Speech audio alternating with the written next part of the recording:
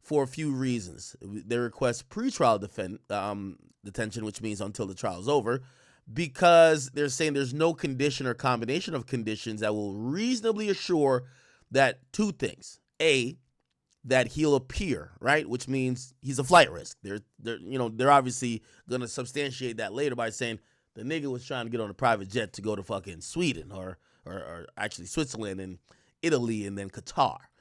Or was it Dubai by way of Qatar? Or it was somewhere else. My bad. Anyway, then it says the safety of other persons or the community. So they're saying he's a risk to the community. That's kind of like implied with the charges. If you're hiring people to get people killed, you got a lot of money. Again, that's alleged. But if you're doing that, kind of reasonable why they might be like, yeah, this guy being free, he might just hire people to kill the witnesses or kill the snitches, right? Who knows, right? So that's kind of the order they put in, and then they say the offense under the 18 U.S.C. or whatever, this does carry a 10-year or greater maximum penalty. And the way how this is looked at, this is the same way how, again, this is not, bond is much different than are you guilty or are you not. So there's no like presumption of innocence or presumption that you are going to show up to court or presumption that you need to get bail, right? Now, a reasonable judge is supposed to make make this decision. However, they usually say with crimes that are where you're facing 10 years or more, or ones that you're facing life, like you don't got no reason to show up to court, because if you blow trial, you're going to jail for life. So why the hell come to court? So with those, it doesn't say you can't get bail, but it kind of dissuades the government from giving you bail, or dissuades the judge from giving you bail, because you know what I mean, if you're facing life, right? And they use the same thing with Diddy, even though still they try to give you a reasonable understanding, because I mean there's a lot of charges that carry over 10 years, right? And then what else? They said the government's entitled to detention hearing if the case involves. So this is where they're going to do detention hearing because of this. A crime of violence, right? Obviously, murder for hire, which the crime of violence is over 10 years, which clearly is carrying life, or offense where the maximum sentence is life or death, which both include what this is. And they said, and that they believe there's a serious risk the defendant will flee. Okay, so they're gonna have a full hearing on that, and that is going to be what's happening with Durk. Now, interestingly enough, and the biggest irony of everything, as I was like reviewing all these documents and reviewing this case before I was about to get on here, I said, ain't this a trip? You have Lil Durk. Let's go back in the timeline of things, right? Lil Durk and NBA Youngboy basically have like a feud, right? And that feud is kind of multifaceted, but parts of it comes with allegedly Youngboy's ex with King Von. What ends up happening is that Quando seemingly takes that feud into his own hands, kind of steps up a bit for Youngboy, who then becomes on house arrest. They kind of exchange words. Again, this is kind of still over a girl, but not really. Now it's about men and their ego. Then we all seen what happened at the,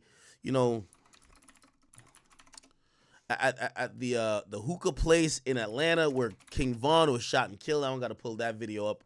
And from there, everybody's telling Durk, go slide. You have basically Youngboy who's rapping, yo, clean up on Aisle O. They're taunting the fact that King Von got killed. You have Quando Rondo drops a song called End of Story. You have Lil Tim basically saying, yo, he just wrote a pussy nigga off the list, right? Lil Tim. Right? He says, bitch ass nigga just checked a new pussy nigga off the list. Quick to gun you down, but check the score, bitch, I don't miss. Like yeah, these guys, to think where it kind of started from, and obviously there's probably little stuff back and forth, left and right, but we're going with the main themes here. Issue over girl, they're getting into it a bit, turns into some other shit, Von dies. They're taunting Durk and everybody else on O Block because of that. Durk already, he's stepping up. He starts dissing Youngboy. Aha, I hate Youngboy comes out. Durk drops some other shit on the Colors tape. YB on the Colors tape. And they're kind of dissing each other back and forth, but everybody keeps telling Durk, when you gonna slide? You're doing a lot of talking. When you gonna slide? Then we see the Lil Pop situation happen. Lil Pop, Quando, Rondo, gas station. We seen this happen, right? And, okay, so this happens. Everybody's like, what the hell? Like, is this related? We don't know if it's related. Obviously, we then find out that if Von didn't get killed, he would have got caught up in the FBG Duck Rico case. Okay, so Von's out the way. The O Block guys who you would think would slide for Von, because remember, Von had this crew called Get Back Gang, and that would be the definition of getting back, to get Quando Rondo or Lil Tim. And it appears, Durk is taunting this the whole time. Come outside, come outside. We hear of several shootings in Savannah. Quando Rondo shooting Savannah. Some that happened after a few shows and some other stuff. There was one at the gas. It wasn't even the first. So the LA one wasn't even the first one at the gas station. It was one by a highway. Anyway, there was a bunch of shootings. No one was reportedly hit, but attempts on Quando's life. Then we get to this, where Lil Pop gets killed. Durk then gets arrested after 5 other individuals in OTF. And I only painted that picture to show y'all that essentially, first of all, Von is dead, right? But NBA Youngboy and Durk, their issues have kind of devolved to this place. By the way, we'll get into what's going on with Youngboy in a second, but that's what it is. Now, why did I say that? The reason why I said that is because while Durk pled not guilty today for murder for hire charges, Youngboy is simultaneously serving 27 months in jail, or prison actually, federal prison, in an actually very nice for him negotiated plea that had him plead guilty to basically having 2 guns. It's a global plea, and it'll actually help his situation with the local charges in Utah. But the point of what I'm saying is that 2 guys who kind of been embroiled in feuds and this rivalry and beef that took the life of Von, that got Lil Pop killed, that essentially got Durk locked up. And what I always tell y'all, man, nobody wins. Even in most of these civil situations, and I'm not trying to bring in some Diddy stuff, but those are the most popular civil cases we've been covering. The only person that usually always wins is a lawyer. The same lawyer who's repped Youngboy to get that plea is now repping Lil Durk. Don't that sound stupid to you? Now, I'm not, by the way, he's a fantastic lawyer. I'm not saying that he shouldn't have got the same lawyer. He's a great lawyer, right? There's a bunch of lawyers, a short list, not short list, but there's a list of really powerful guys who really do good work. And this guy, I'm going to tell you who he is in a second, does amazing work. But I guess I only point out, these niggas beefed it out, lost people on both sides, and the person who collecting a check off both of them is one white man who's a lawyer. What's the point of all this shit? I guess that's what I'm trying to say. What's the point of all that? Y'all did all of this shit to end up paying the same lawyer to get both of y'all out of trouble. And that sounds stupid a little bit to me. It does sound stupid. I don't know if it sounds stupid to y'all, but it sounds stupid to me. Now, who is this person? The person's name is Drew Finland. He's a highly reputable, and by the way, he just looks like, listen, when your lawyer looking like this, you know what I mean? I ain't gonna lie, his suit collection is, he be on one with it. This guy, what's been described to me is a absolute whiz. He's represented Quavo, Takeoff, Offset. He's represented Wife and Lucci. He's the one who got Wife and Lucci coming home next year. Okay? He represented King Von also back in the day. So to be clear, lawyers don't play, they don't really play like beef politics, even though some will stay away from certain rappers when they have heavy allegiance with some. Like, for example, Bradford Cohen, he's a heavy Kodak guy. Don't know really who Kodak, don't really get in, really bang with like that, but he's gonna care about Kodak's interests over anybody else. So, usually your rapper client don't tell you don't represent somebody, but if you're really locked in with somebody, they've paid you probably millions of dollars to represent them over the years. Sometimes you'll just fall back, but generally these guys, they represent the cream of the crop, the creme de la creme, right? And yeah, this Drew Finland guy, he's pretty good.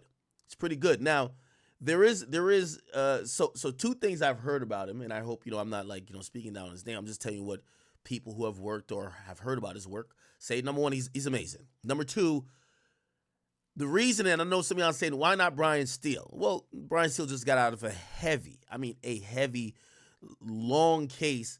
He probably has other things not only on his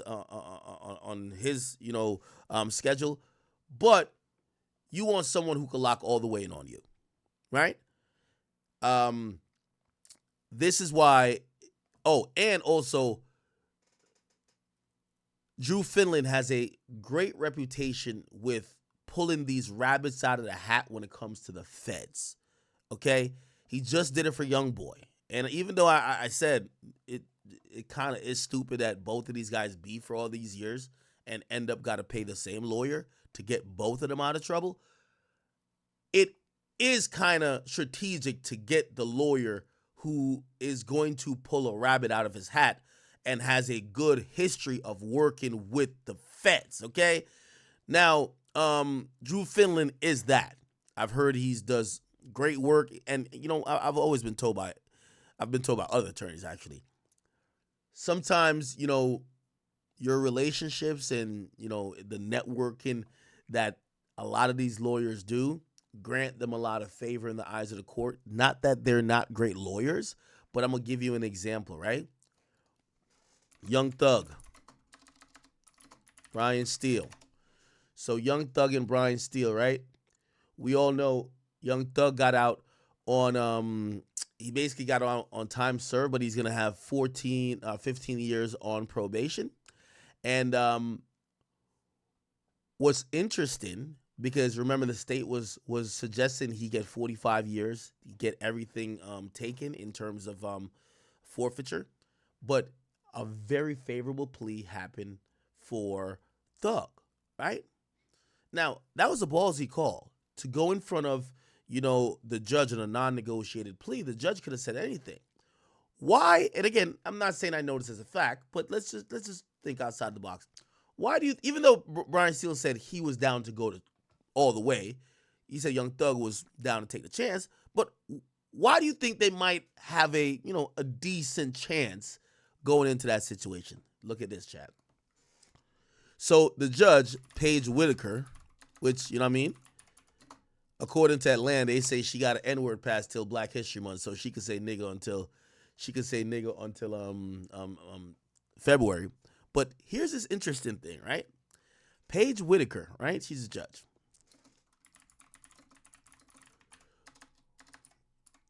One of her biggest donators when she had a fundraiser was Brian Steele. Do you get what I'm saying? This kind of shows you the other side of, like, not only this happens in politics, but it happens in law too, right? And by the way, she had disclosed this as well, right? And the only reason why she was allowed to stay on the case is that Brian Steele, there's an acceptable amount. He donated like $2,000. It wasn't like that much, right? Let me see if I can find it. Because at first they wanted. Here we go. Where is it? Paige Whitaker. I'm pretty sure it's Paige Whitaker. I want to make sure I'm right. No. Hold on. Is it this? Okay, here we go. Oh my God, they're hating like a motherfucker. All right. Okay, anyway. Brian Steele had sponsored a fundraiser. Like when you're sponsoring fundraisers for the judge, like come on, you think the judge gonna violate you, man? You get what I'm saying? Like, um, the, Brian Steele sponsored a fundraiser for the judge reelection campaign. You get what I'm saying? And the reason why, again, it wasn't conflict of interest, nor was it something that she would have to recuse herself, is because there was a limit. I think it was $2,000. Let me see if I could go look at it. Paige Whitaker donation list.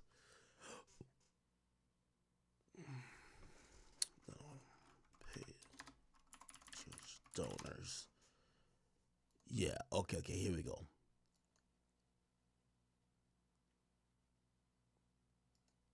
Hold on. It's going to take a second to load. Okay, this site is ass. Okay, here we go. And it shows it right here. These are all the donations, campaign reports. And then when you look into Brian Steele. Okay, how can I find... I gotta find Brian Steele. Okay. Can I just sort on cash amount? Okay, it's just... Y'all gotta just trust me on this one because there's like 20 pages. I want to go through this just to find Brian Steele. You get what I'm saying? But anyway, the point of what I'm trying to say is that when your lawyer contributed to the election campaign of the judge, come on. You get what I'm saying, people? You get what I'm saying? So, see, somebody here was mad. They were like, yo, the defense attorney should not be the host of fundraisers for judges. And hey, listen, this is a lot of handshakes, and a lot of these deals get done on, as they usually say, the golf course. Yo, hey, this is my big client right here. This is Jeffrey. I need him. Yo, I know you usually go that hard. Hey, the other 3 cases I got with you, you could hit them niggas with the book. But I need Jeffrey. He's paying me millions. I told him I got to make magic work. You remember you owe me a favor. This is my one favor for the year. I need Jeffrey, right? So I'm not saying that exactly what happened, but that is kind of what does happen, right? Okay, cool. So anyway, Drew Finland is supposedly that. You know what I mean? He's a guy who's just kind of going to make some stuff happen. Obviously now when it comes to the feds, it's a much different system because there's so many different districts and circuits, and to work in and out of those courts you're not going to have the best relationship with everyone. But from what I hear, Drew Finland could make some shit shake, right? And what it's telling me is that, as would be expected, Durk's going to fight this, right? Like, there's probably not going to be a plea for him, right? Because the government is sticking fast on he's the leader of the organization. They might come to RICO. They're saying he did the murder for hire. He's the person who set it up. They can't give him no type of plea. They have to go for life, right? So they're looking for all or none. This isn't a situation like 6ix9ine, that even though 6ix9ine was the guy who was funding a lot of situations, was the loudest and most known person of 9 Trey, when they did the hierarchy list of the gang, they didn't put 6ix9ine at the top of the gang. 6ix9ine was an ancillary person that seemingly had more control than he should have due to his money. But, and luckily nobody died too. Somebody had died. Like if Chief Keef had died, yeah, 6ix9ine would have been clipped for life. But yeah. So anyway, so 3 lawyers actually filed paperwork today to represent Durk. One is the one that helped him out on some prior cases before, and that person is, let me find it. So we have, first of all, we have Marissa Goldberg and Drew Finland, right? And then who's the other person? So we have Drew Finland and Marissa, but they're both from Drew Finland's. So these are documents that they submit to the court to say, we're going to represent Durk. Now, the reason why they have to submit these documents, other than just a notice to appear, is because it's kind of odd. Even though it's a federal case, because they don't live in the district that the case is being prosecuted in, they're considered as a lawyer that's a non-resident. So they have to file what's called Pro hoc vis. I'm probably fucking up the name, but it means like one time only I could be the attorney. And it's basically saying they're going to have local counsel, which is here. So they're going to use a local counsel to kind of help them out, right? With maybe things that could be specific to California, even though, again, this is still federal. But it's going to be two lawyers out of Drew Finland's firm, right? And then there is Durk's old lawyer that's going to be, what's this guy's name? Let's see. Durk, remember Durk beating all them cases in Chicago? The lawyer that helped him with that is also coming on board. I'm going to give you his name in a second. His name is, hold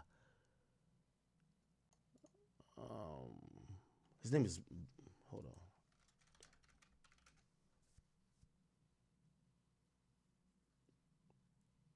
Yeah. Yeah, his name is Jonathan Brayman. So, Jonathan Brayman. And it's, oh no. No, I was like, Blackstone. What the fuck? No, what the fuck? No, not Blackstone. Jonathan Brayman. Breen. Okay. Okay. I think this is the guy right here. So he's the one who helped Durk beat all them cases in Chicago, all of his like gun cases, and he even lists in here. He even names that he's defended Durk a bunch, right? He says he's also represented several high-profile clients, including boxer Saul Canelo Alvarez, Mayor Daley, his nephew, R.J. Veneco, and Chicago rapper Lil Durk, aka Schmirkio. So, you know, he's probably going to be there to help out with maybe anything that could tie back to Chicago. Obviously, Finland is probably going to control most of the stuff that's going to be dealing with, you know, the federal stuff. But this case could be ongoing and moving. So we'll see who stays on the case and who gets off. Now, this is the same lawyer, again, not Brayman, but Finland. This is the same lawyer that got this favorable plea for Youngboy. Okay? Wait a second. And, okay, yeah, this is the thing I was telling you about. Application for a non-resident attorney to appear. Okay. All right. Now, this is when Finland represented Kentrell Galden, which is obviously YB.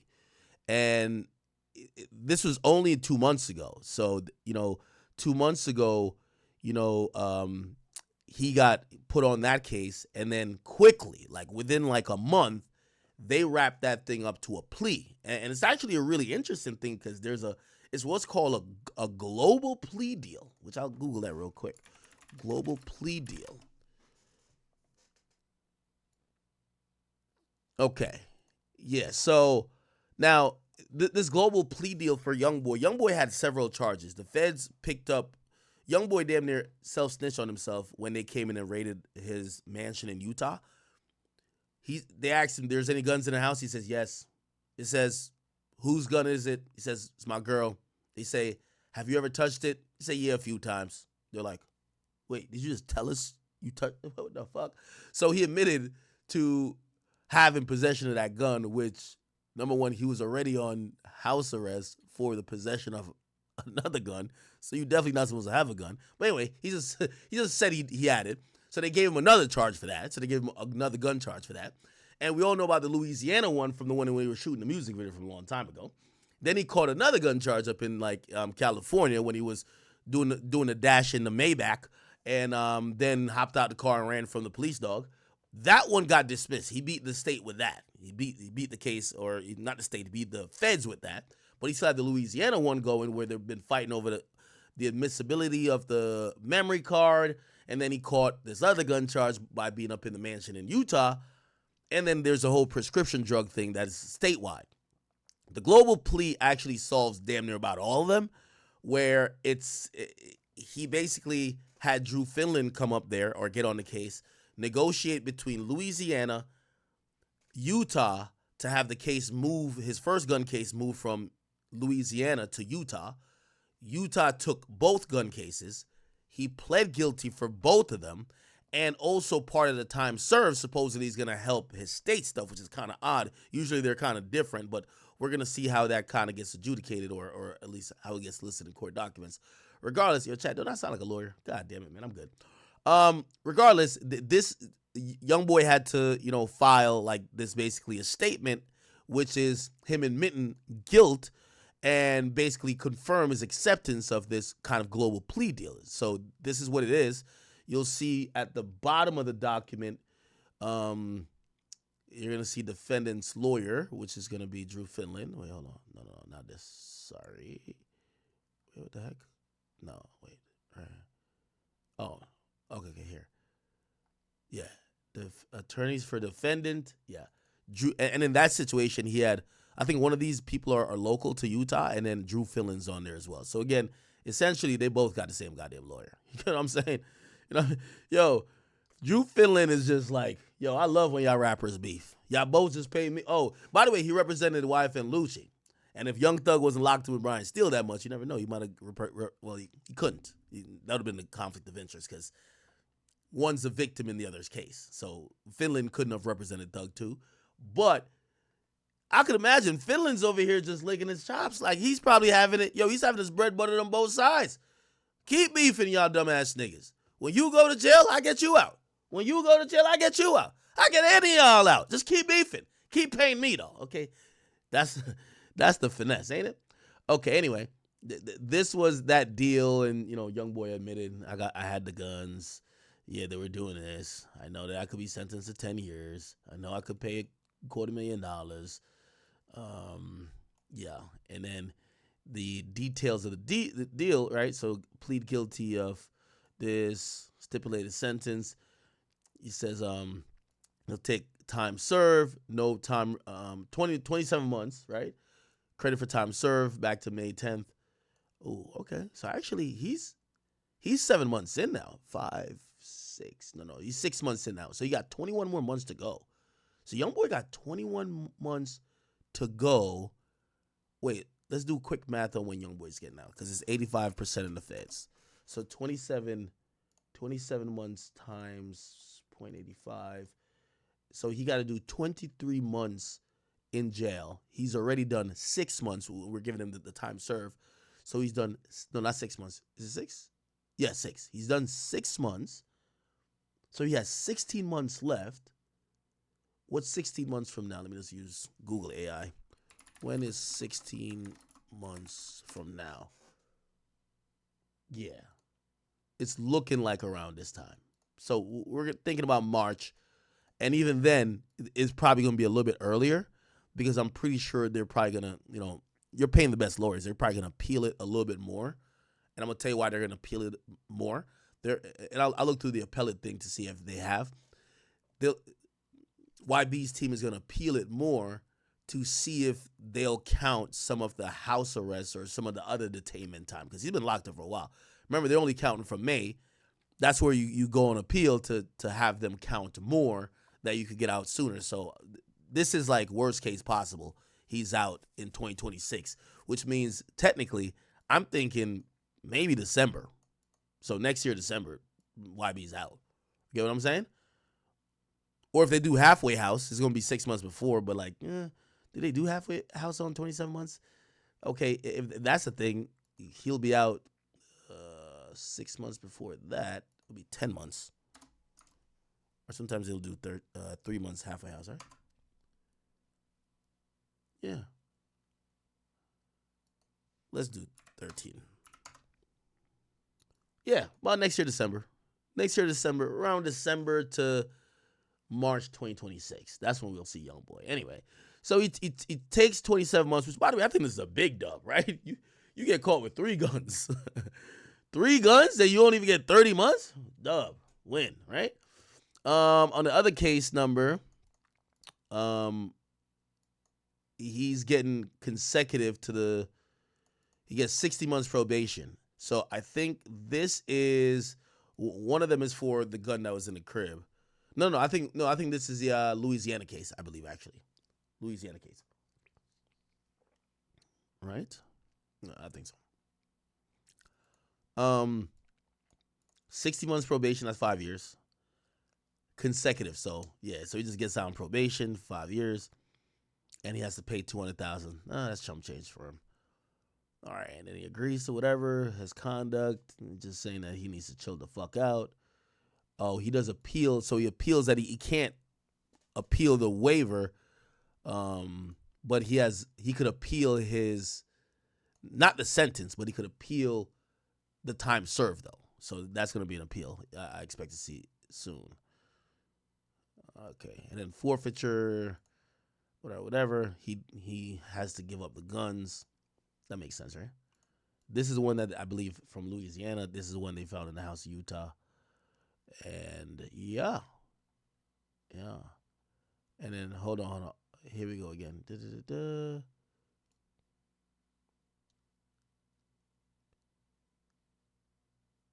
Okay. Now this is where Drew Finland is a fucking master. Like, this guy is good. Yo. So remember, think about the amount of cases and fuck shit that YB been on. Gun charge, Louisiana. Goes to LA, runs from the U.S. Marshals. They find him. So that's already eluding. That's usually a felony. They find him with the gun in the Maybach. Second gun charge. Goes to house arrest in Utah. They raid the house. He admits to having another gun. Three gun charges. They then hit him with damn near almost a state RICO for having a prescription drug ring, because he was having all of his side hoes and side people and I need them perks. Get me them shits. You get what I'm saying? Yo, usually Fed and state are very separate. For example, I see some people say, yo, I hope Trump frees Tory. The federal president, which is like a governor, which is state president. We're just using the term president as, top guy. Donald Trump can't pardon Tory. Like, that's a state case, right? Like, the feds prosecute federal shit. Like, the state deals with their state shit. Now, could you twist their arm a little bit? Of course. But, fed shit. And what I mean by saying that too, if you get two different situations where you have state time to do and fed time, sometimes they don't let you do it concurrently. Sometimes they say you got to go do your fed time, then your state time. Okay? They treat it very separately.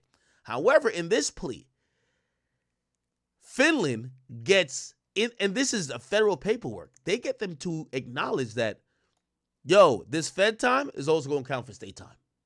Brilliant. So the drug ring shit is actually taken care of, and you hear it here. I understand and agree that this plea is solely between me and the United States attorney for the District of Utah and does not bind any of the federal, state, or local prosecuting, administrative, regulatory authorities. However, it's a joint understanding of the parties that my outstanding state case will be resolved as follows. Look, this is a case with the drug ring shit. It will be dismissed after the sentencing, and they move the drug case, I think, to district court. So the feds just took the case from the state rather than having two different separated things. I will enter guilty, blah, blah, blah, and I will be sentenced to time served for the fine of this. And I ask, okay, all right. I'm 24. Wait, Youngboy only has an 8th grade education? Made it pretty far. Can't lie. Is how Ken Cho signs his name? I bet. Okay. Anyway, same lawyer. I guess I did all that to say same lawyer, right? I do think that Durk has a fighting shot here. Obviously, also, that's another thing they say about Finland. Finland's the plea guy. Him and Sado. Like, they going to get you a nice-ass plea. I don't think, this is obviously not a plea situation, right? So, he's going to have to fight it, but he could probably try to make some magic work for Durk. We'll see. We will see. We did get an update, and apparently this is a new picture. So OTF Diddy is supposedly currently, well, not supposedly, he's locked up, and apparently look like he's having a good old time. He ain't that bothered, This is the first image of OTF Diddy that we have gotten, and looks like, shit, he might be locked up, but you ain't breaking his spirits, He's He's like, fuck them other niggas, right? I get it. I get it, man. I get it. Yo, what's good to y'all? What's good with y'all? All right. So yeah, that's OTF Diddy. But yeah, interesting. You know, I just found it mad interesting that. And by the way, he's been held at MDC Los Angeles. MDC Los Angeles. This is where Durk is going to be spending his time for the next few years. Okay. Let me see. Let's look at it from the outside. Ooh, ugly looking ass building, eh? Damn. So this is FDC Los Angeles, and Durk is somewhere here. I'll try to see if I can find out what's the conditions that he's. You know, we obviously know Diddy's in like a special wing. They got extra cameras on him. Niggas is fighting to make his bed. We'll see what Durk and Schmerkio got going on. Matter of fact, let me look it up. MDC Los Angeles menu. Let's look at the food menu. Let's see what Schmerkio. Schmerkio is a Muslim, right?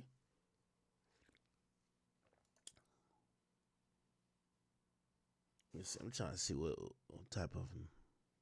What's the meal plan looking like? Okay, this is the commissary list. Okay. Okay, got some stamps. Got some electronics. Ooh, Skull Candy headphones? Oh, that's fire. The JVC Sport headphones? That's fire. I like those. Ooh, you could get a little watch? A Timex Iron Man watch? Well, you could buy a watch in jail? I didn't even know. Fire. It's kind of fire. I'm rocking with that. Get 4 batteries, you know what I mean? Could use them batteries, you know? Cook some food. I don't know what the fuck. I see niggas in jail do some amazing shit, man. Some real amazing shit. So, AA batteries, they're going to do something. Oh, here are the shoes. Let me see the drip. Let's see the drip. You know, Schmerkio got to make sure the drip fire. Got the Reeboks Classics. What? The Nike Fly. Nah, maybe that's the Nike Air Precision 2. I don't know how these shits look. Let me Google it. Are these fire?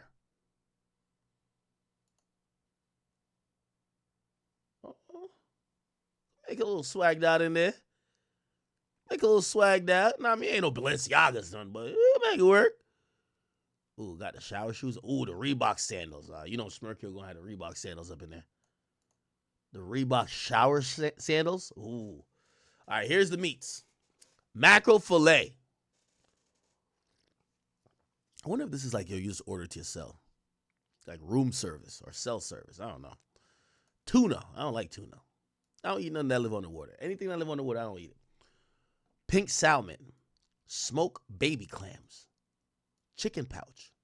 What the hell is that? Chicken pouch? What's that? Shredded beef pouch. Turkey sticks. Beef sausage. Halal. What does that mean?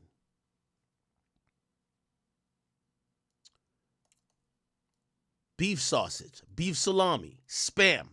Pepperoni slices. Oh, yeah. You got to keep away the pork away from my boy Schmerkio now. You don't fuck with that. Hot snack sticks. Okay. Granola bar fruit. Deluxe trail mix. Raw almonds. Salted cashews. Shit. Corn nuts cool ranch. Corn nuts. Okay. Honey peanuts. Ooh, honey roasted peanuts? I like those. Salted peanuts. Okay. What if you get this all time of day? That's fire. Butterscotch candy. Oh, this ain't that bad. Now, granted, this is like this is not their regular menu. This is just stuff you could buy on, I guess, from the commissary store or list. I don't know. Okay. Got to get some dental floss in there. Mouthwash. Cotton swabs. Toenail clippers. Okay. Can't you turn a toenail clipper into a shank? Fingernail clipper. A mirror. You could definitely turn a mirror into a shank. A body puff? What the hell is that? Deodorant. Okay. All right. Does Durk wear glasses? Reading glasses. Greeting cards. You can get Mother's Day stuff. T-shirts. You can cop some stuff. It's going to be gray. Sweatshirts going to be gray. Sweatpants gray. Shorts gray. Okay.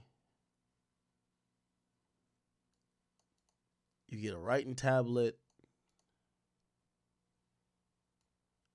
Okay. They got a bunch of stuff in here, man. I ain't going to lie. They got a bunch of stuff in there. Legal activities. Nah, here we go. This is the orientation handbook. They give you an orientation of jail? What the hell going on out here? Hell no, I be tight as fuck. I show up to jail, niggas give me a pamphlet. Introduction. Welcome to the MDC. What the fuck? Don't tell me welcome. Get out of here. The purpose of this booklet is to provide you with general information about the MDC Los Angeles, as well as program and activities available here. It's not a specific guide to the detailed policies of the Bureau of Prisons. Rather, the material in this handbook will help new inmates more quickly understand what they'll be encountering when they enter prison, and hopefully assist them in their initial adjustment to incarceration.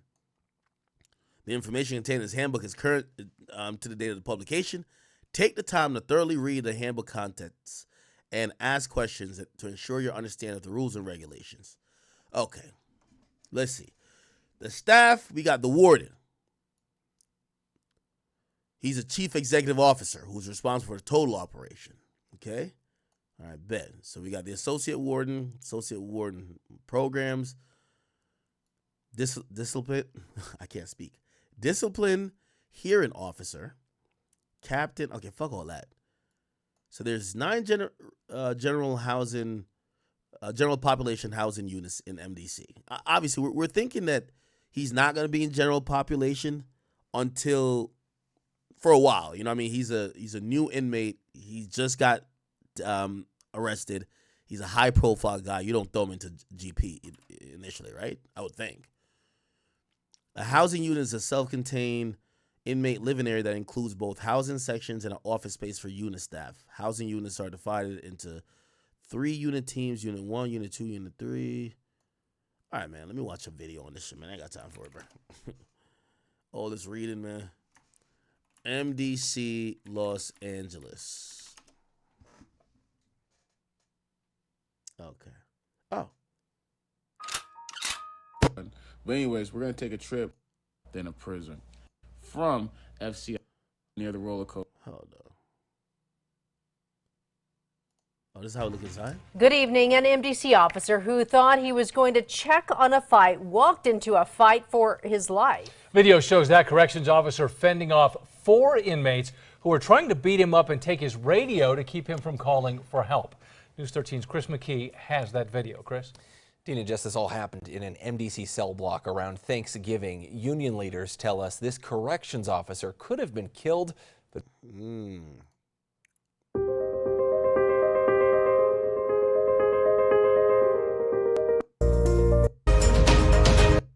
Why the hell they got these type of pictures of the niggas in jail? Hell nah. Do they force you to cut your like hair in jail and shit or nah? I hope they don't put it in. Oh, this is Pelican Bay. What the fuck? For the past 15 years, life for inmate Jeremy Beasley has been simple and stark. 22 and a half hours locked alone in a windowless cell. Then, for about 90 minutes, he's moved into a concrete pen without windows. Beasley is one of more than 1,000 inmates who live in these conditions at Pelican Bay State Prison, California's highest security law. What in the fuck? You ever watch them little shows y'all watch about like all the drama in jail? They ain't the real jail. This the real jail, nigga. Nigga, I don't hate nobody to do something to them to get to go in there. I don't hate nobody that much. I ain't gonna lie. Lockup. What the fuck?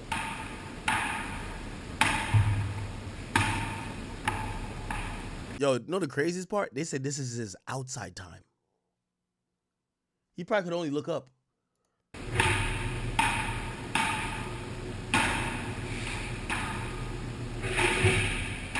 You get bored of it real quick.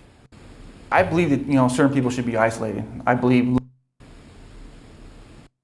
Nah, this is crazy.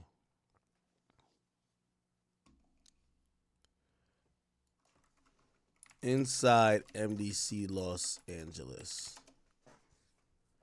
This shit crazy. Okay, here we go.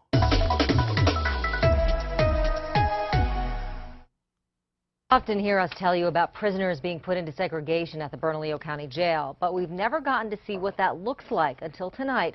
Action 7 News reporter Regina Reese takes us on an exclusive tour and shows us where a man accused of shooting a cop is being held. So Regina, this is the Segregation Intake 4 unit. This is where you house all inmates that are administrative segregation with a high classification. Behind the doors of maximum classification segregation at the Metropolitan Detention Center. Maximum security. Now, I would imagine that, yeah, he would be like max. See, I don't know too much about jails. They definitely have him on some type of protected custody stuff. Which sometimes they tell me that protective custody is like maximum security. For the inmates who are put in there. Inmates like Christopher Cook. He's charged with attempted murder after Albuquerque police say he shot one of their own, Officer Lou Golson, during a traffic stop. There's 4 tiers to a pod in the maximum unit, in the cage area. Each inmate is in a cell by himself. They get just 1 hour out of the cell each day to shower, use the phone, and talk to other inmates. Only one inmate is allowed out at a time. Typically, a lot of inmates do sleep. They do review legal material, correspondence, and mail. Typically like to read a lot too. And hopefully not cause disturbances while they're in custody. Inmates in segregation have the option to spend an hour each day outside, but they have to be in these enclosures, and they are in these by themselves. Some of those inmates, including Christopher Cook, were... Nah, this is crazy. Nah, this is crazy, chat. All right.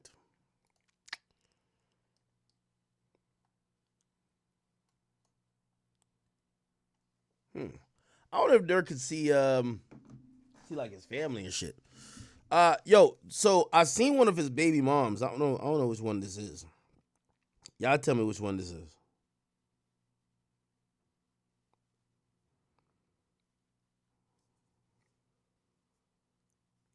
Hold on. Which one of Durk baby moms is this?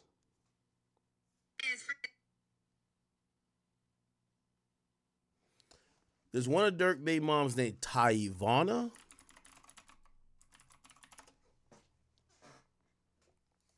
It's posting. Give me a second. Let me load up the YouTube chat while I'm doing that.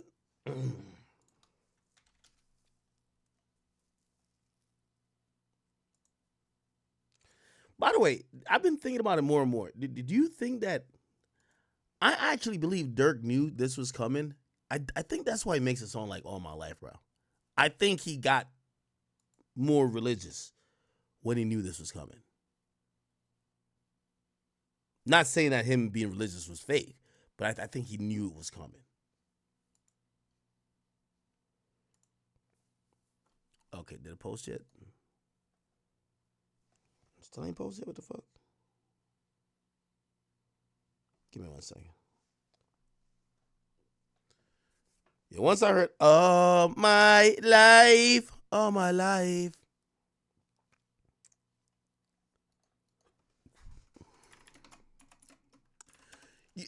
have a whole theory to this whole thing, right? So, welcome to another episode of... I remember Durk like basically telling me, he said, "Ak, I wanted to do this interview with you. This is the last time I'm gonna ever speak about any of this shit."